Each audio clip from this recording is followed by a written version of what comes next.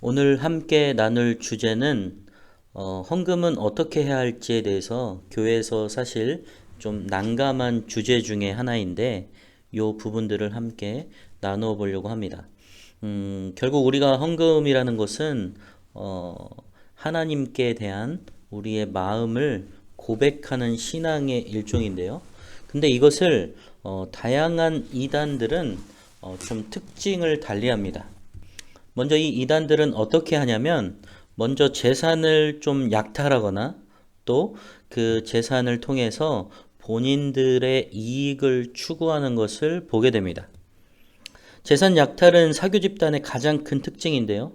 특별히 중국에서 들어온 전능신교, 이른바 동방번개라는 사교 집단이 있는데 양항빈이라는 교주에게 예수의 혼이 강림하였다라고 주장하면서 성경을 왜곡합니다. 그 교세가 빠르게 확장되고 있는데 결국 중국 공안은 이들을 악질 사교로 규정하고 체포를 하게 됩니다. 그러자 해외 망명을 시도한 교주는 뉴욕으로 도피한 상태입니다. 동방번개는 여러 가지 물질적 공세로 선량한 사람을 현혹시키는 포교 전략을 사용합니다. 그 다음 단계로 이제 세뇌 교육을 시키게 되는데 자신들이 원하는 바를 노리면서 세뇌 교육을 시키는 것입니다. 모든 물질은 하나님께 드린다라는 그들의 명목하에 교주가 그 모든 재산을 착복하게 되는 거죠. 결국 왜곡된 십계명을 만들어서 재산을 헌납하게 하고 폭력을 행사하고 또는 가출하게 하고 또는 부부의 관계를 이혼을 시키게 하고 또 직장과 학업을 모두 포기하게 만드는 등 사회적 문제를 야기시키게 됩니다. 2018년 8월 25일 그것이 알고 싶다 방송에서 나온 모 교회의 신모 씨의 속임과 재산 탈취를 보도하였는데요. 이 교회가 남태평양 피지섬이 하나님이 약속한 땅 낙토라고 하면서 400여 명의 신도를 그곳에 이주시키고 재산을 강탈해 가고 있다고 그것이 알고 싶다 해서 보도했습니다. 2018년 9월 22일 BBC 뉴스 코리아에서 그 교회에서 가까스로 탈출한 여성이라는 제목으로 글이 실렸었는데 이서연이라는 사람이 그 교회 신모 교주에게 당한 이야기를 세상에 알렸습니다. 이 탈출한 사람 중 하나인 이서연 씨는 BBC와의 인터뷰에서 탈출하는 과정에서 가족을 잃었지만 후회는 없다고 말했습니다. 그리고 2014년 여름 미국에서 유학 중이던 이서연 씨는 한국에 잠시 들어와 있었는데 어머니가 자궁암 중이신데 치료를 거부하고 있는 상태였습니다. 어머니는 서연 씨에게 그 교회로 가야 치료를 받을 수 있다고 말했습니다. 그랬더니 이서연 씨는 은혜를 교회 사람들이 소리치고 울고 방언을 하는 것이 이상했습니다.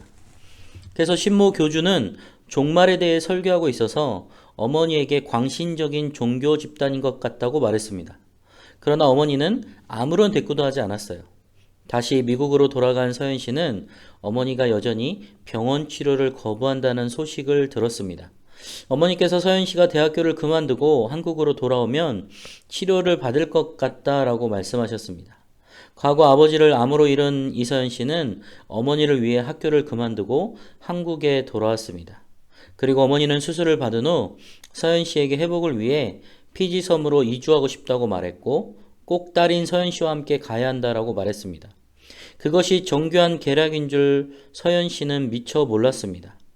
신모 교주는 피지섬이 하나님이 기근으로부터 구원하신 몇 안 되는 장소 중 하나라고 말했습니다.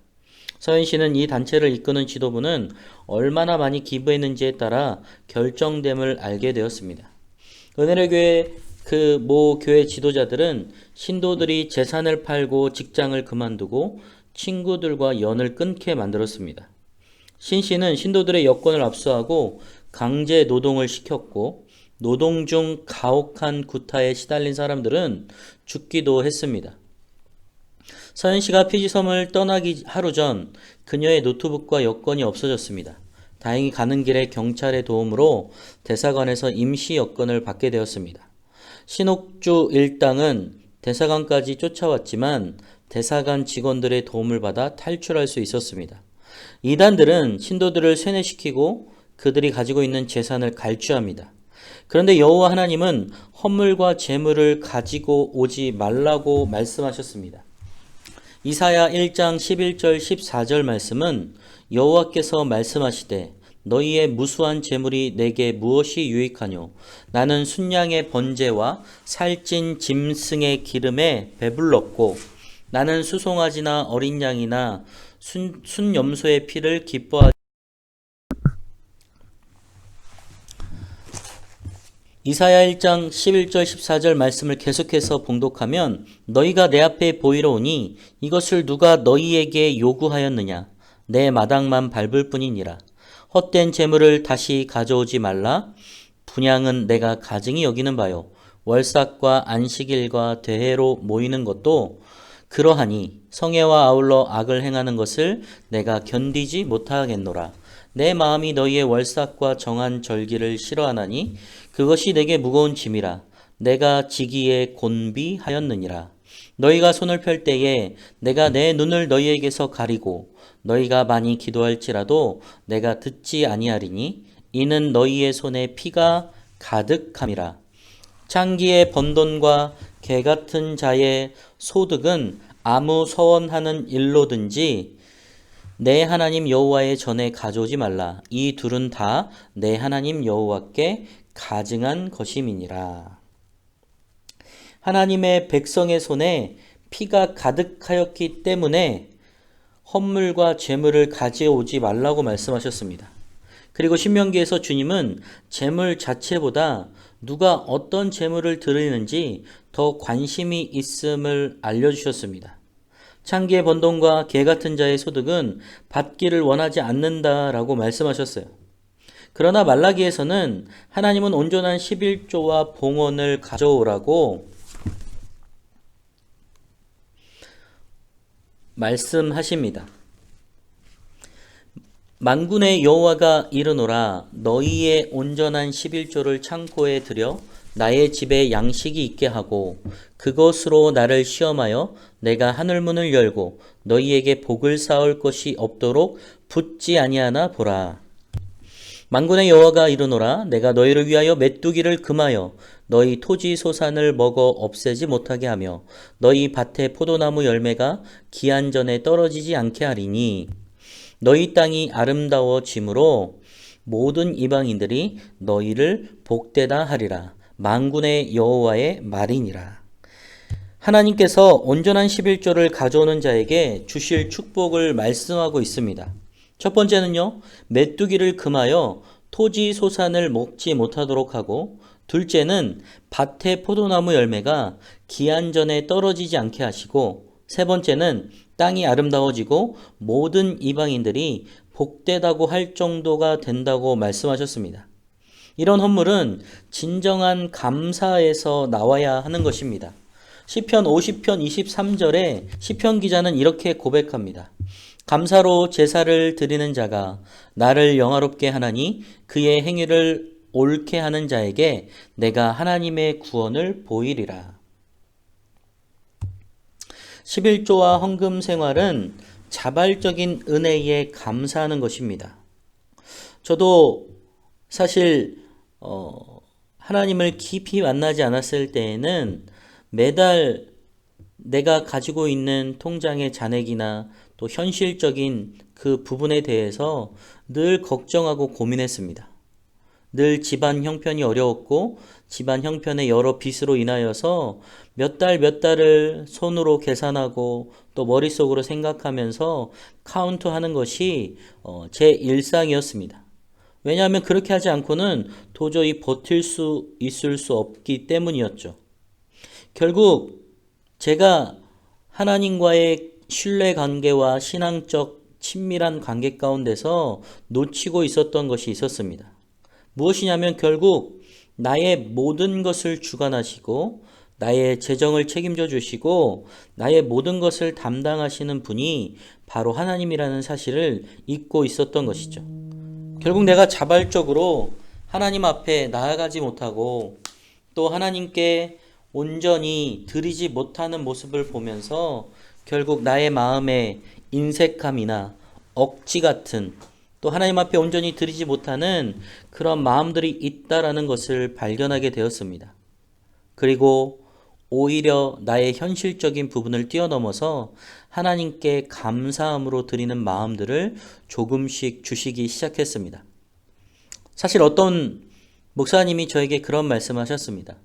정말 경제적으로 현실적으로 너무 어렵고 마음적으로 감사함으로 드릴 수 없다면 지금 헌금을 드리는 것을 잠시 중단하는 것이 좋을 것 같다라고 말씀하셨습니다. 그러나 이내 다시 감사함으로 속히 드리는 마음을 달라고 하나님께 기도하면 좋겠다라고 말씀하셨습니다. 제가 그때는 그 말씀이 무슨 말씀인지 몰랐어요. 그러나 내 마음 가운데 정말 금액이 중요한 것이 아니라 감사함으로 하나님 앞에 드릴 수 있을 때 드렸던 그 작은 과부의 도랩돈과 같은 헌금이 내 마음의 정말 주인이시고 나의 모든 것을 주관하시는 분이 하나님이라는 것을 고백하게 된 첫 드려지는 감사의 예물이었음을 저는 기억합니다. 고린도후서 9장 7절 말씀은 각각 그 마음에 정한 대로 할 것이요 인색함으로나 억지로 하지 말지니 하나님은 즐겨내는 자를 사랑하시느니라. 결국 그 목사님께서는 이 말씀을 통하여 인색하고 억지로 하지 말고 하나님께 작은 것이라도 즐겨낼 때 감사함으로 드리면 좋겠다라고 저에게 말씀하셨던 것입니다. 결국 주님께 즐거이 헌신하고 기꺼이 기쁜 마음으로 드리기를 우리는 소원해야 합니다. 이렇게 주님께 드릴 때 우리의 헌물을 통해 하나님의 나라가 세워질 뿐만 아니라 가난하고 소외된 선교지까지 그 하나님의 재정이 흘러가게 되어 있습니다. 또한 공동체로 모인 보이는 교회가 지역교회를 건강하게 사명을 담당하는데도 성도들이 기쁨으로 낸 헌금이 소중하게 사용되어집니다. 헌금이 중요한 이유가 또 있습니다. 그것은 예수님과 하나님과 재물을 겸하여 섬길 수 없다고 마태복음 6장 24절에 말씀하실 정도로 물질이 인간에게 큰 우상이 될 수 있음을 경고하셨습니다. 성도들은 헌금을 하면서 물질에 대한 욕심을 내려놓고 내가 가진 물질의 진짜 주인이 하나님이라는 사실을 고백하게 되는 것입니다.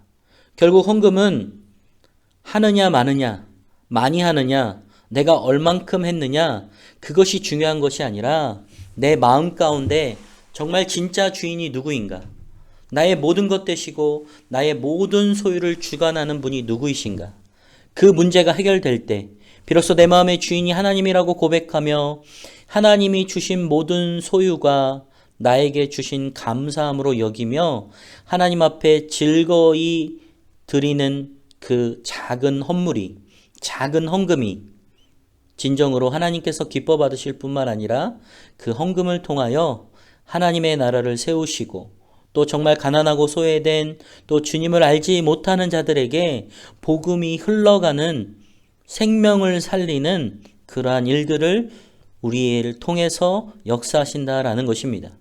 더 중요한 사실은요, 우리의 이런 헌금과 또 우리의 헌신을 통해서 하나님의 나라를 세워가실 뿐만 아니라 정말 죽어가는 영혼들, 하나님을 알지 못하고 영원한 지옥불에 떨어질 그들에게 하나님의 나라와 천국의 소망을 갖게 하시는 놀라운 사역들을 우리를 통해서 하신다라는 것입니다.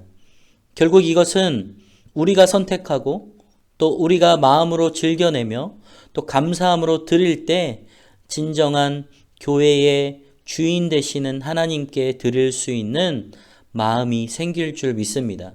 바라기는 모든 사람들이 진정으로 하나님을 알 뿐만 아니라 하나님께서 주신 소유에 감사함으로 나의 것을 즐거이 드릴 수 있는 시편 기자의 고백처럼 살아가는 우리 모두의 사람들 되시기를 주님의 이름으로 축복합니다.